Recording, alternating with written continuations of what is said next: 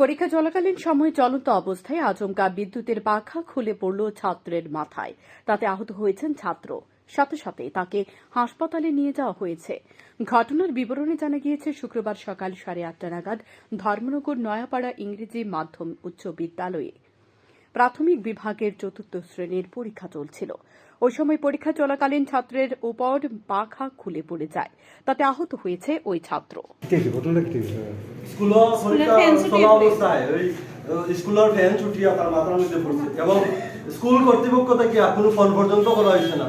Others একজন ছাত্রের guardian আমাদের ফোন করিয়া এক্ষুনি ইয়ে করা হয়েছে। তারপরে আমরা ফায়ার ব্রিগেড কল করি এবং এইখানে চলতি ফ্যান পড়ে গেছে উপরে স্কুলের ফ্যান ছুটিয়া। ফ্যানটা কি ফিটিং আসলো না নাকি? ফিটিংস আসলো, কিন্তু তারা তো এই ডেভেলপমেন্টের জন্য স্কুল থেকে টাকা নেওয়া হয়, কিন্তু এই যে ফ্যানগুলি স্কুলের চলতি অবস্থায় ফ্যান স্টুডেন্টের এই যে। বাচ্চাটার নাম কি? অর্ণব চন্দ্র। বয়স? বয়স তার 10।